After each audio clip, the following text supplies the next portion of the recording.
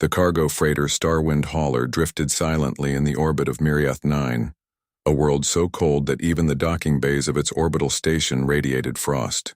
The ship was large and clunky, its hull patched in places from decades of service. Inside, the hum of machinery echoed through narrow corridors, mingling with the faint hiss of cooling systems. For the crew, this was routine. They had offloaded hundreds of shipments in their time, but today a crate marked human in priority delivery glowed faintly. Drawing attention without any real reason, Commander Rel, a tall Miriathan with forearms and scales that glimmered under the harsh fluorescent lights, inspected the cargo. His species valued precision, strength, and discipline. Emotions were a liability, a weakness that only humans seemed to possess in abundance. Rel had heard of humans before, fragile creatures capable of surprising bravery, but he had never seen one. He didn't understand why anyone would order one as a bride. The crate hissed as the automated systems began opening it. A thick cloud of cold mist escaped, curling like smoke around the cargo bay. Inside lay a human woman, her small body curled and stiff from stasis. Her hair, dark and damp with condensation, clung to her face. Her lips were pale, almost blue, and her tiny hands shook uncontrollably. The cold had seeped into her bones. Rel's instincts kicked in. He had been trained to preserve cargo, to maintain order, but this was no ordinary shipment. Something about the human stirred a strange impulse, a pull he did not understand. He stepped forward and, ignoring protocol, opened the crate fully. His forearms worked quickly, carefully lifting her from the stasis pod. The other crew members froze. Physical contact with humans was considered unusual, even reckless. Their physiology was fragile, their bodies weak, and their emotions unpredictable. Yet Rel did not hesitate. He wrapped his uniform's heating core around her shivering frame. The warmth seeped into her skin almost instantly, and a soft gasp escaped her lips.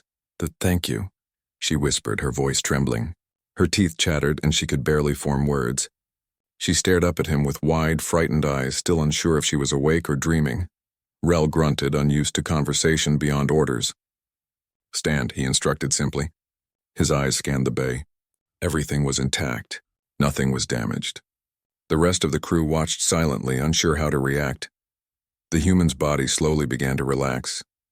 Her breathing became steadier, though her hand still trembled slightly. She was fragile, yes, but alive. That was enough for Rel. He had seen enough cargo destroyed, enough mistakes that cost lives, and he would not allow this creature to suffer from neglect. Days passed as the ship continued its detour to deliver her safely to the colony. The original destination had been delayed because the stasis pod malfunctioned mid-route. Lena, as she finally introduced herself, had been ordered to marry a colonist who expected her to arrive frozen and obedient. Instead, she had awoken to find herself on an alien vessel with creatures she could barely understand. At first, she was cautious. She watched Rel carefully, noting the way his arms moved, the way he looked at her without speaking much. He was not cruel, but neither was he openly kind. There was no easy warmth in his manner, no gesture she could read. Yet the memory of his first act, wrapping her in heat when she was frozen, remained in her mind. It was enough to spark trust. She began moving around the ship slowly, learning its rhythms. Lena observed the alien crew, how they interacted without words, how they performed tasks efficiently, without hesitation or emotion. Their lives were regimented, precise, almost mechanical, yet somehow the ship did not feel cold when Rel was near. His presence created a subtle warmth that she could not explain. One morning, Lena tried to assist in the maintenance of the ship.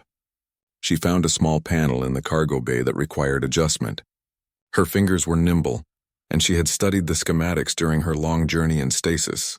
Rel noticed her approach and tensed slightly. Miriathans were wary of humans meddling with machinery, considering their delicate hands a potential hazard. "Careful," he warned, his voice low. "You may cause a short." "I can manage," she replied softly, though her voice carried a hint of defiance. She had survived stasis, survived a freezing journey across space. She was not about to be frightened by a warning. As she worked, Rel observed silently. The warmth of her presence, subtle and human, began to spread through the bay. The other crew members noticed too. Miriathans rarely acknowledged such things, but even they began to pause, watching the human in quiet fascination. She was not a threat, she was different, By the third day, Lena had managed small tasks around the ship without incident. She learned to anticipate the crew's movements, to hand them tools at exactly the right moment, to adjust panels without causing sparks. Rel began to approve not verbally, but through small gestures, a nod, a step back to allow her space, a slight adjustment of a lever to help her reach a panel. The humans slowly began to feel at home aboard the alien vessel.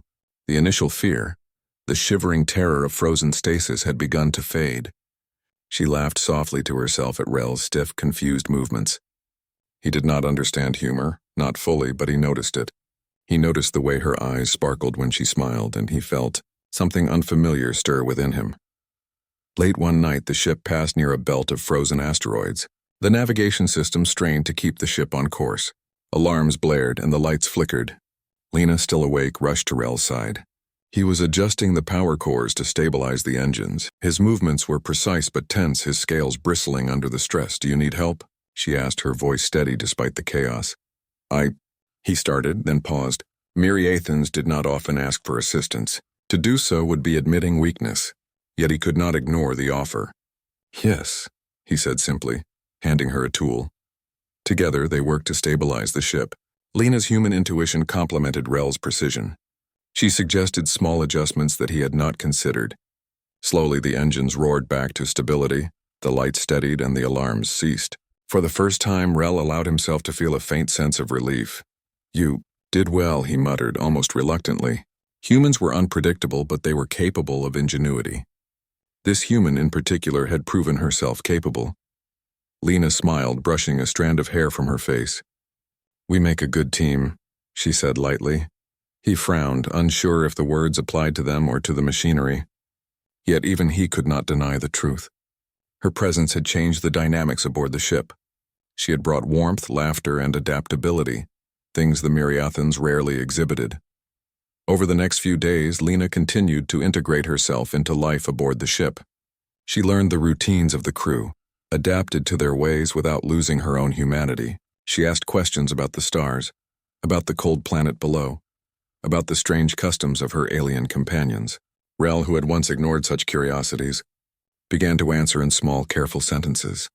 One evening, as the stars streaked past the viewports, Lena sat near Rel. She noticed the faint glow of his core, the warmth radiating from him even in the chill of the cargo bay. Tentatively, she reached out and touched his arm. The gesture was simple, innocent, yet it carried meaning. Rel stiffened. Physical contact was unusual. He had never allowed it before, not with any being. Yet he did not pull away. He did not stop her. Instead, he felt warmth, something unlike the heat of the core, something more subtle, more human. "You helped me," she whispered.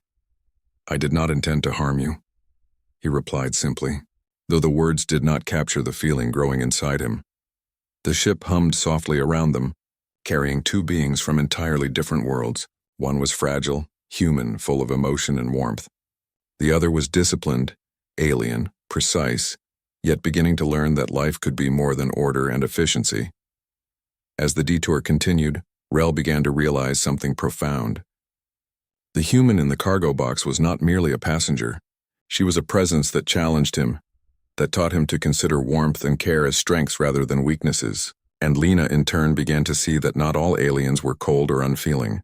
Even a Myriathan commander could show kindness, bravery, and perhaps something more. By the time the ship neared the halfway point of its journey, the bond between them had grown. Lena no longer shivered constantly. She moved with confidence and curiosity. Rel no longer regarded her as merely fragile cargo. He regarded her as someone he was responsible for, someone whose presence made the cold corridors feel warmer, whose laughter made the ship feel alive. For the first time in both their lives, they understood that help could mean more than survival. It could mean connection. And it all had begun with a simple act, the warmth shared over a small frozen crate.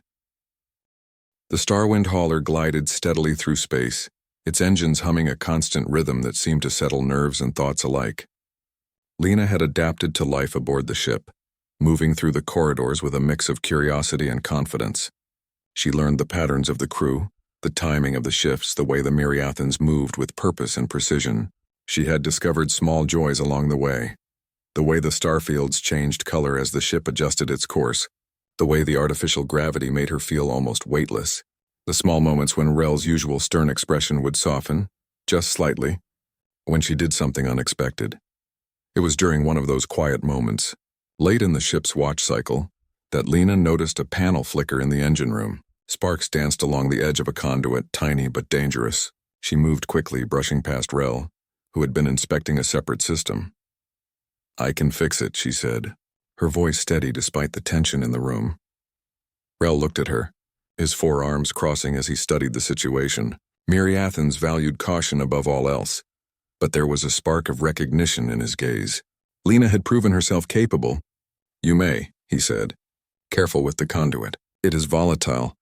She knelt, tools in hand, and began adjusting the wiring. The sparks were small, but she worked with precision, hands moving quickly and deliberately. Rel observed silently, impressed by her composure. Humans were fragile, yes, but Lena had a strength that surprised him. It was not just physical or intellectual strength. It was the courage to act, to risk herself to ensure the safety of others. When the adjustment was complete, the conduit stabilized, the sparks ceased, and the room was quiet once more. Lena looked up at Rel and he nodded. "Well done," he said, the words simple, but they carried weight. Praise from a Miriathan commander was rare and significant. Lena smiled, a small, genuine curve of her lips that brightened the engine room. Days passed, and the bond between Lena and Rel grew stronger. She began to understand more of the ship's systems, anticipating problems before they occurred.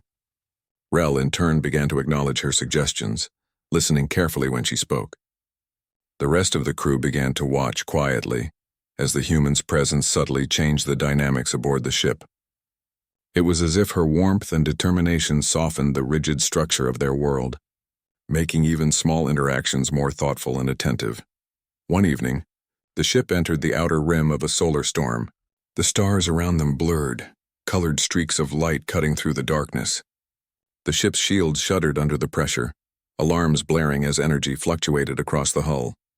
Rel moved with urgency, adjusting the shield generators, his hands moving quickly over controls he had memorized over decades. Lena followed, standing close but careful to avoid the areas of high energy. "You need assistance," she said, her voice calm yet firm.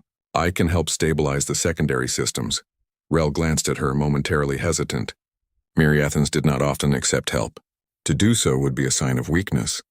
Yet there was no time for hesitation. He handed her a panel cover and a tool. "Do as you can," he said, his voice clipped but allowing for cooperation. Together they worked.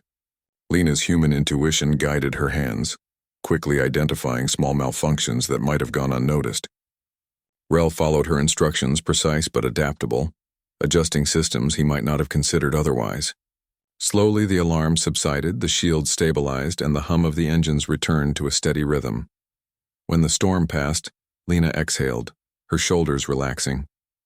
She looked at Rel, whose expression remained calm but held a flicker of something softer. "You did well," he said again, though this time the tone carried a hint of admiration. "You too," she replied with a small smile.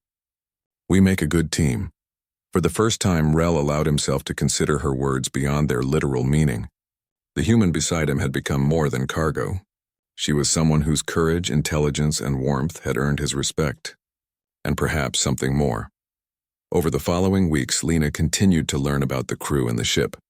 She discovered small rituals that the Miriathans performed, routines that gave structure to their lives. She participated when she could, offering small suggestions that were gradually accepted. The other crew members began to smile more, a rare sight among their species, and the ship itself seemed to become livelier, less mechanical, more aware of the presence of the human aboard. One night, as the ship passed through the shadow of a distant gas giant, Lena found herself in the observation deck. The stars stretched endlessly before her, bright and vibrant.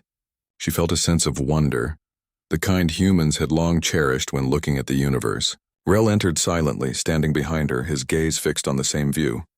"You seem thoughtful," he said, his voice breaking the usual monotony. Humans often observed, he knew. But there was something different about her manner, a curiosity that went beyond simple survival or duty. "I am," she admitted. "I've seen so little of the universe before. Everything is new, exciting, and different." Rel considered her words. He did not fully understand excitement, not in the human sense, but he understood attention, care, and focus. Lena possessed all three, and her presence had changed the way he saw the ship, the crew, and perhaps even himself.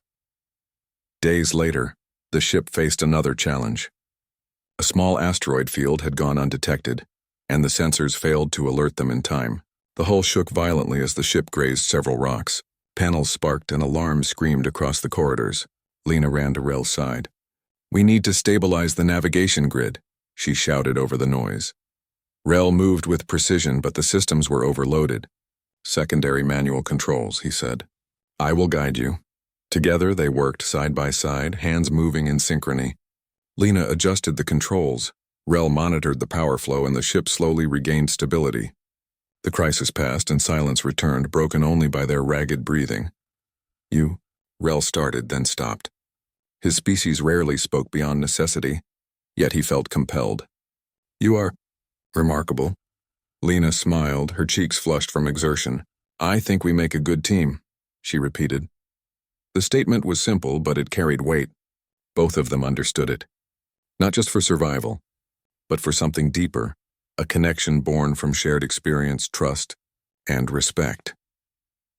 As the ship approached the colony where Lena was originally meant to be delivered, a quiet tension filled the corridors.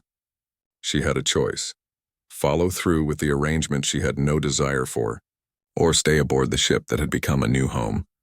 With companions who valued her for more than her status, Rel, usually distant and unreadable, waited near the docking bay. His posture was formal, yet his eyes followed her as she approached. The memory of their shared experiences, the warmth, the teamwork, the moments of trust, hung heavily between them. Lena lifted the small cargo box she had traveled with, the one that had once been her prison. She held it firmly, yet with a lightness now that she had learned to survive and adapt. She looked at Rel and spoke, her voice calm but filled with intention. "I think I'll stay. I still need help with this box." Rel's expression remained stoic, but a subtle shift passed over him, a flicker of understanding, of recognition. He had not known that humans could inspire such feelings, but he felt it now. The warmth she brought, literal and emotional, had changed him, and perhaps it could change others too. The crew watched in silence, unsure of what to expect. Myriathans rarely allowed personal choices to influence duty. Yet here was a human, asserting herself not through force, but through courage, determination, and warmth. The Starwind hauler departed from the colony, carrying both the human and the Myriathan commander, who had learned that life could be more than precision, order, and cold efficiency. Lena's laughter echoed softly through the corridors, mixing with the hum of the engines, a sound that had been rare aboard the ship before. Together, they moved through the stars. Two beings from entirely different worlds, yet connected through shared experience. One had brought warmth to the other's life and, in return, found a place in a world once thought too rigid and unforgiving for human emotions. For Lena, the journey had begun with fear and uncertainty, but it had led to connection, trust, and friendship. For Rel, it had begun with duty and discipline, but it had led to understanding, care, and perhaps a glimmer of something he could not name. And so, amid the endless stars and the cold void of space, two unlikely companions found in each other the strength, warmth, and courage to face whatever the universe might throw at them next. The small cargo box, once a symbol of isolation and fear, had become a symbol of partnership, shared responsibility, and a bond that neither human nor alien could have predicted. The ship continued on its course, silent but alive, carrying a story of trust, warmth, and unexpected friendship. Proof that even in the coldest reaches of space, humanity's light could shine and change the universe in subtle, profound ways.